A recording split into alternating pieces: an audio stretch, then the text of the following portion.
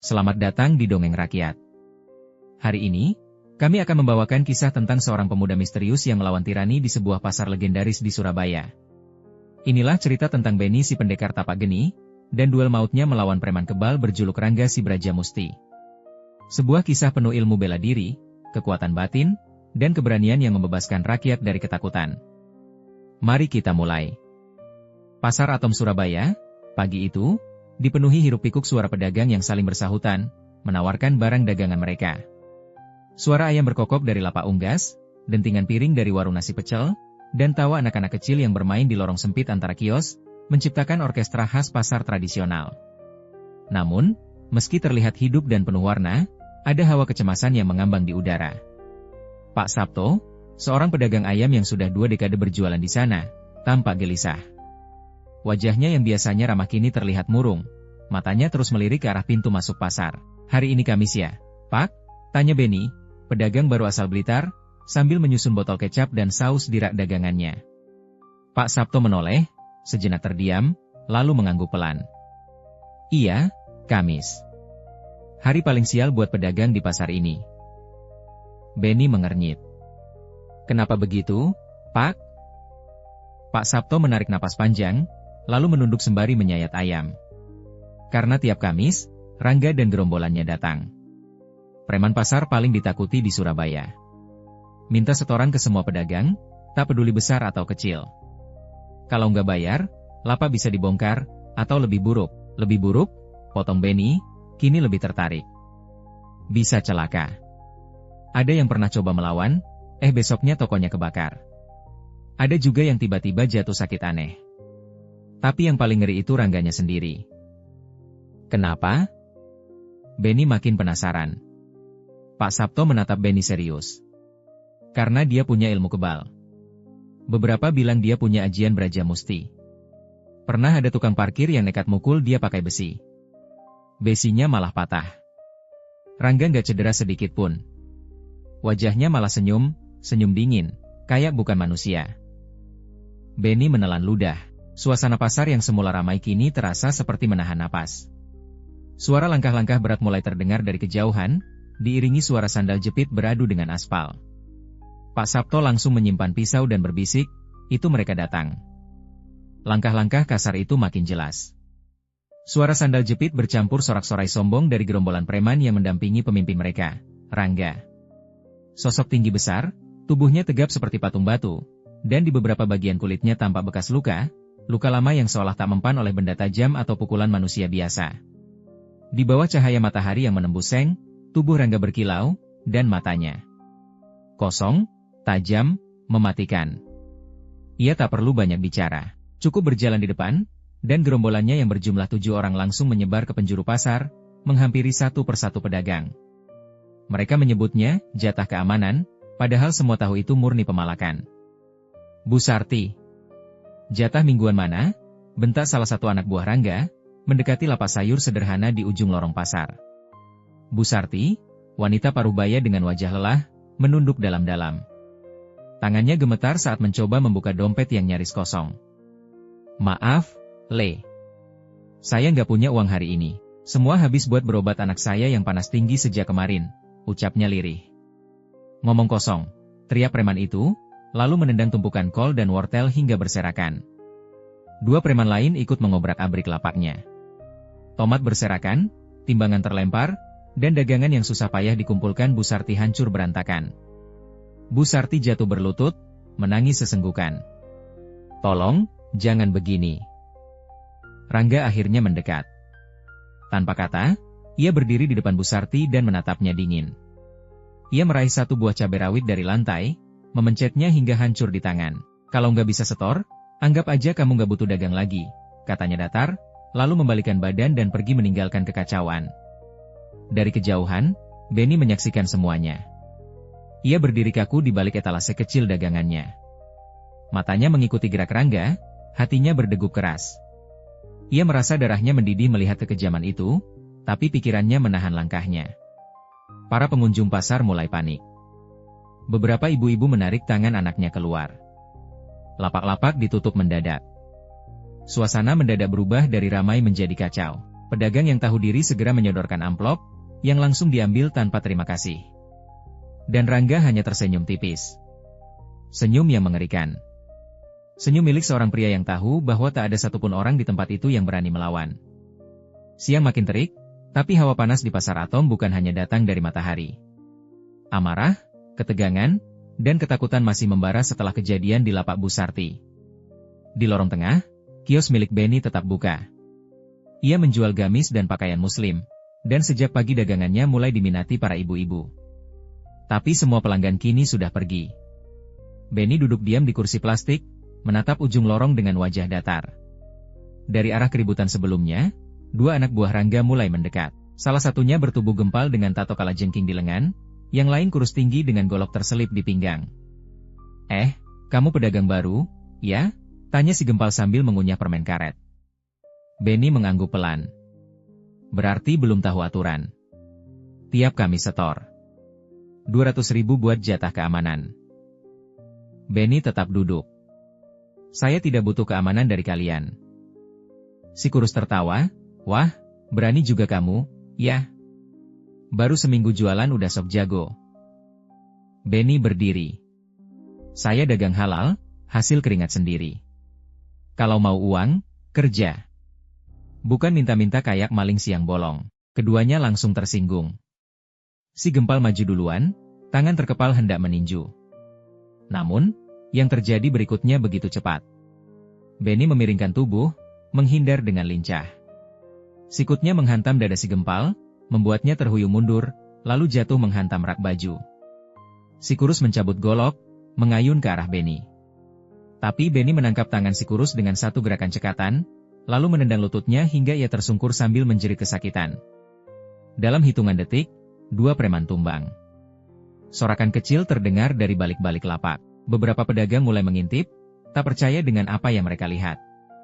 Seorang pendatang berhasil melawan anak buah Rangga. Langkah berat bergema.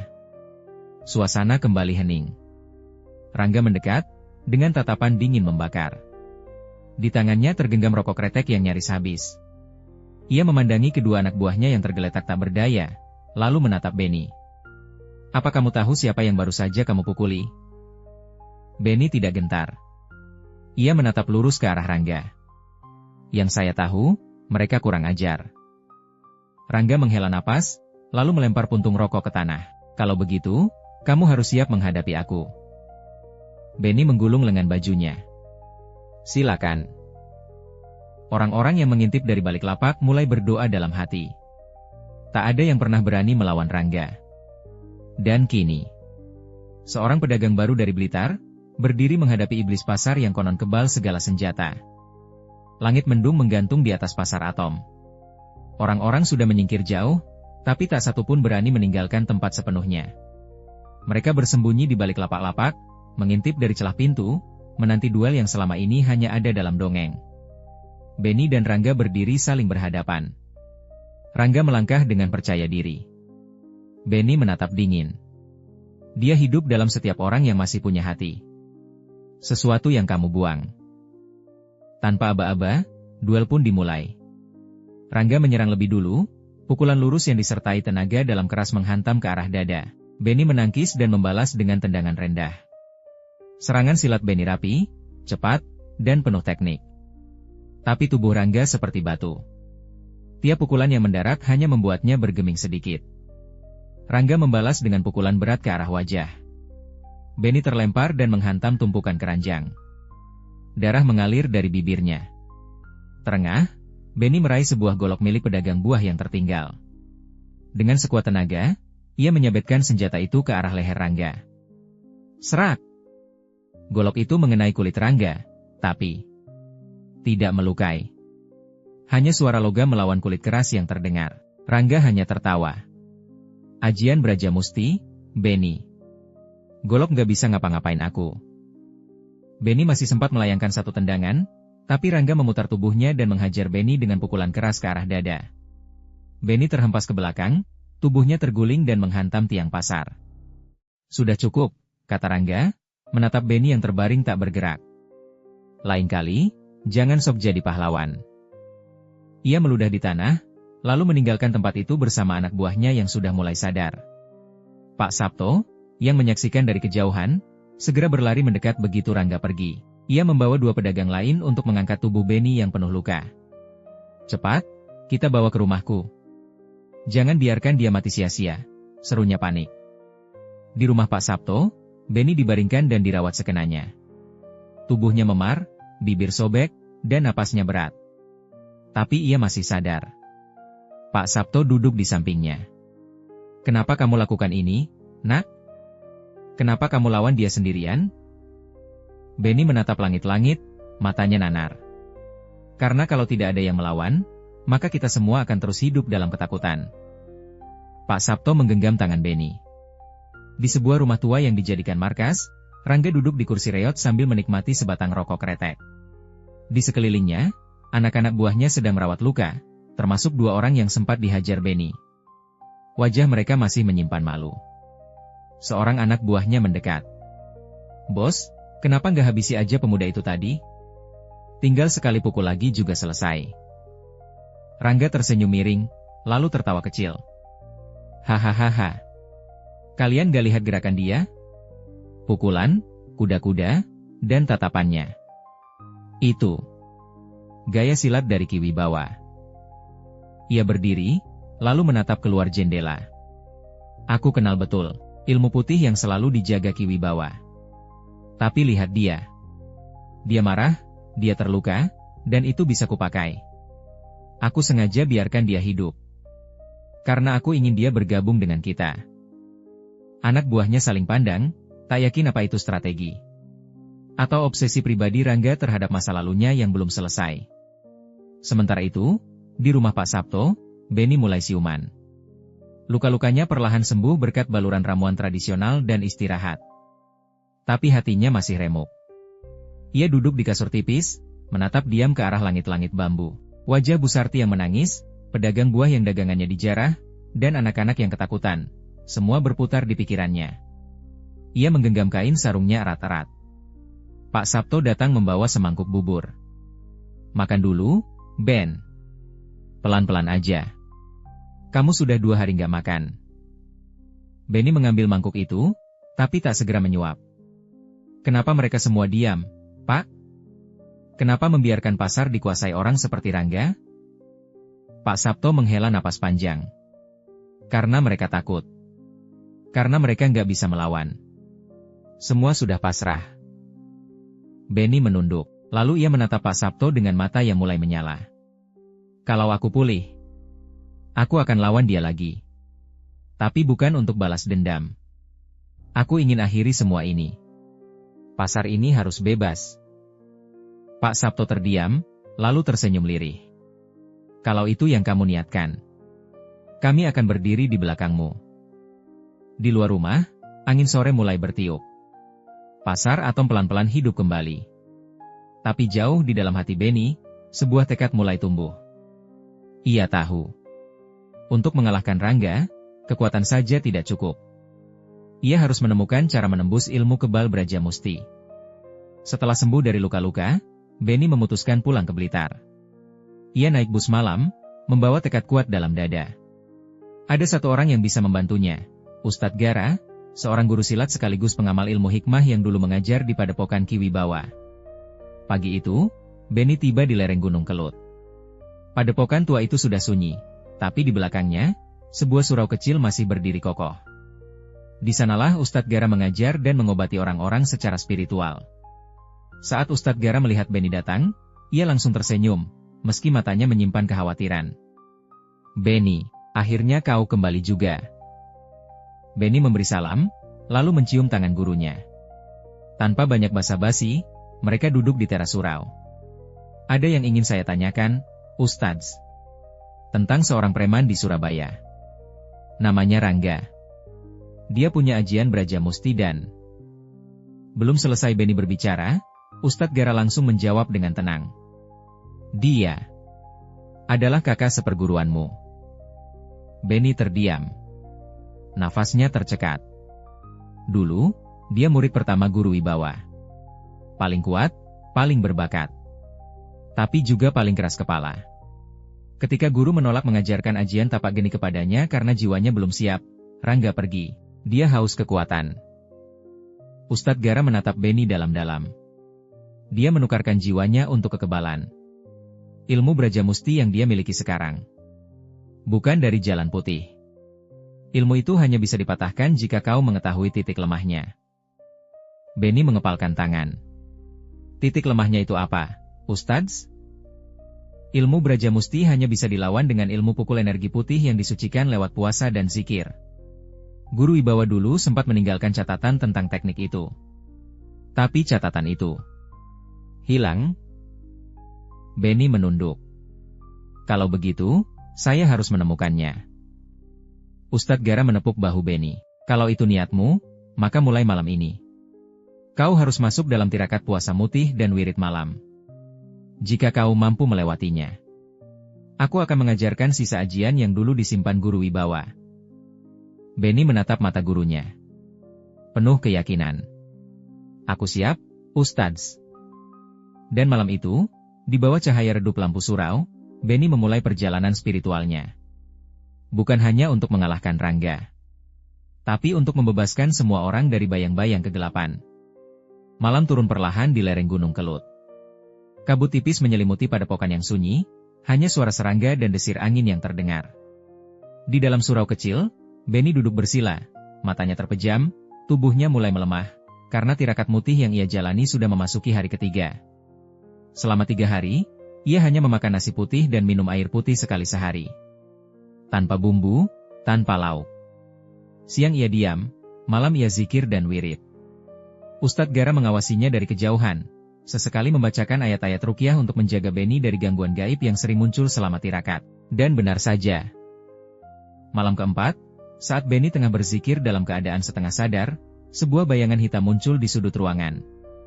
Sosok itu tinggi besar, bermata merah, mengenakan jubah hitam pekat. Ia menyeringai, memperlihatkan taringnya. Berhenti, anak manusia. Ilmu ini bukan untukmu. Kau akan binasa. Beni tetap diam. Ia menguatkan zikirnya. El ilaha illallah. Allahu Akbar. Bayangan itu mendekat, tubuh Beni mulai bergetar. Nafasnya sesak. Tapi di tengah tekanan itu, seberkas cahaya muncul dari dadanya, lalu menyebar hingga memenuhi ruangan. Bayangan hitam itu menjerit lalu lenyap, seolah terbakar. Ustadz Gara masuk dengan cepat, matanya lega melihat Beni masih kuat bertahan. Bagus. Kau hampir sampai, Beni. Ilmu tapak geni sejati hanya muncul saat hatimu lebih terang dari kegelapan yang kau lawan. Malam ketujuh, tirakat terakhir. Di sepertiga malam, Beni bermimpi bertemu dengan almarhum Ki Wibawa. Sosok tua itu tersenyum dan menyentuh dada Beni. Ilmu yang kau cari. Bukan sekadar pukulan. Tapi niat murni untuk membela. Disinilah letaknya. Ki Wibawa menunjuk ke dada Beni. Gunakan napasmu, jaga jiwamu, saat tanganmu menyatu dengan batin. Maka Brajamusti bisa kau retakan. Beni terbangun dengan keringat dingin. Tapi matanya kini menyala. Ia merasa lebih ringan, lebih terang. Pagi harinya, Ustadz Gara mendekatinya sambil membawa selembar kain tua berisi rajah dan tulisan tangan Ki Wibawa. Ini catatan yang dulu kami kira hilang. Ternyata aku simpan di tempat kitab-kitab tua. Beni membacanya perlahan. Di sana tertulis, pukulan terang hati akan memecah kebal gelap, jika dilakukan pada saat lawan dalam puncak murka. Beni menatap ke arah lereng. Saatnya kembali ke Surabaya.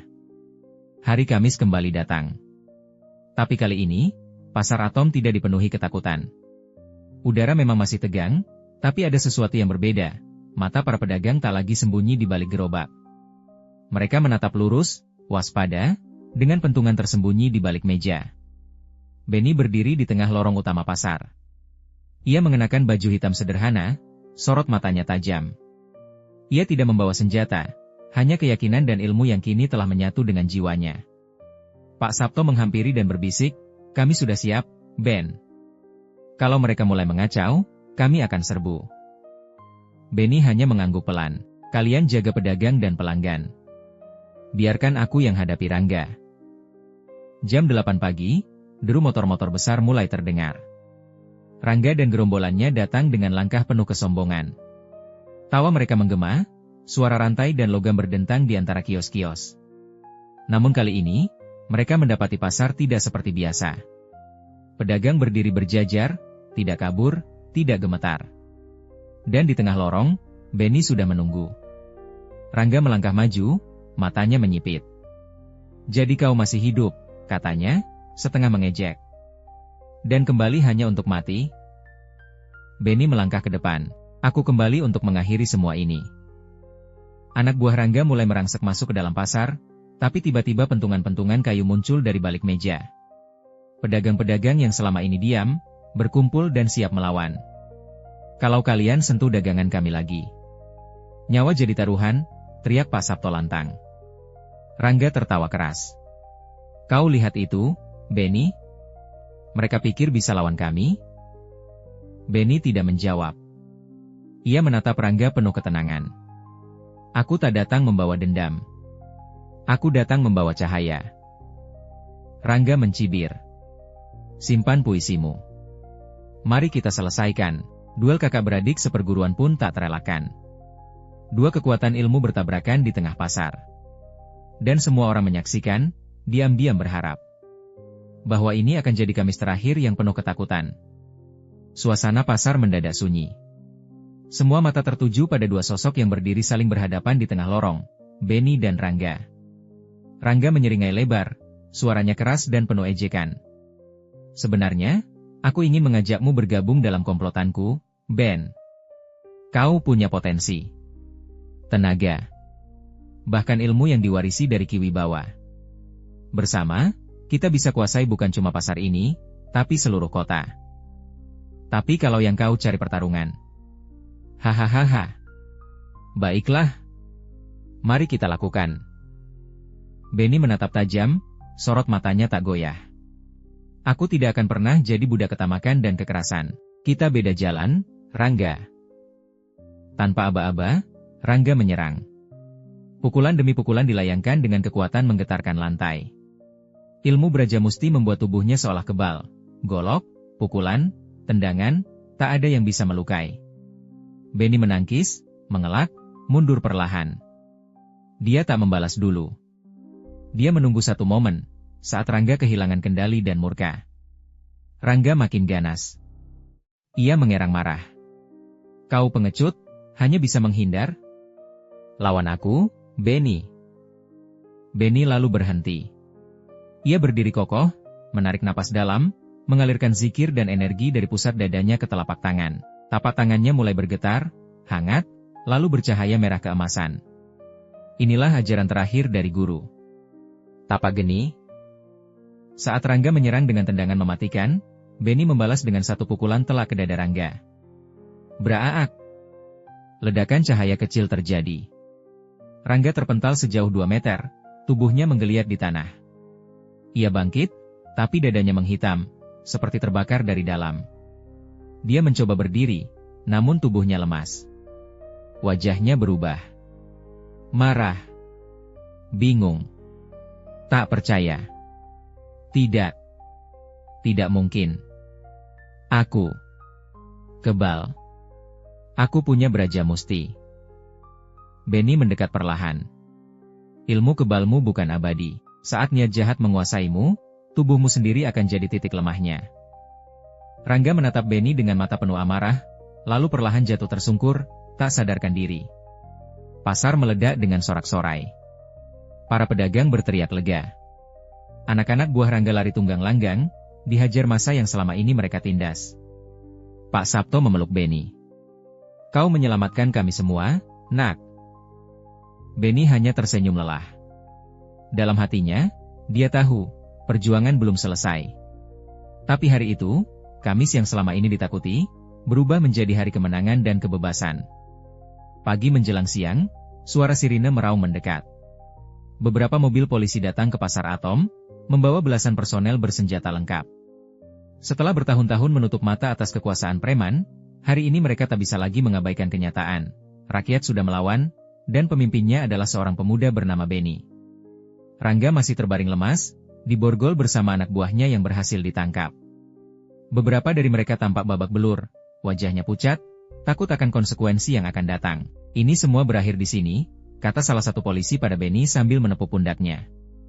Kami akan pastikan mereka diproses hukum. Pasar kembali tenang. Pedagang mulai membereskan lapak, wajah mereka terlihat lega. Ada yang bersyukur, ada yang menangis haru. Tak ada lagi rasa takut di hari Kamis. Tak ada lagi setoran paksa, ancaman, atau obrak-abrik dagangan. Pak Sabto membawakan segelas air pada Benny yang duduk di bawah pohon rindang dekat pintu masuk pasar. Kau seperti dikirim dari langit, Ben. Tapi ini semua bukan cuma karena tenaga, tapi karena hati. Benny tersenyum, namun pikirannya melayang jauh, ke lereng Gunung Kelut. Ke suara lembut Ustadz Gara, yang malam sebelum keberangkatannya ke Surabaya berpesan, ingat, Benny. Ilmu bukan untuk menaklukkan, tapi untuk melindungi. Jika suatu saat kau lebih kuat dari orang lain, maka tugasmu adalah menjaga. Bukan menghancurkan. Jangan pernah berubah. Kata-kata itu terpatri kuat di dada Benny. Hari itu, pasar Atom bebas dari bayang-bayang ketakutan. Tapi lebih dari itu, sebuah harapan baru tumbuh, bahwa keberanian satu orang yang benar, bisa mengubah nasib banyak jiwa. Dan Benny memilih kembali dalam diam. Ia pergi dari pasar tanpa pamit panjang. Karena baginya, kemenangan sejati bukan saat musuh tumbang, tapi ketika kebaikan bisa berdiri sendiri. Itulah kisah Benny sang pendekar tapak geni, yang mengalahkan keserakahan dan ketakutan dengan keberanian dan cahaya di hatinya. Dari lorong pasar yang sempit, lahir pahlawan tanpa nama yang memilih pergi dalam diam. Karena sejatinya, pahlawan sejati tak butuh sorak, cukup keyakinan dalam kebenaran. Sampai jumpa di dongeng rakyat berikutnya, hanya di Dongeng Rakyat. Karena setiap sudut negeri, menyimpan cerita yang luar biasa.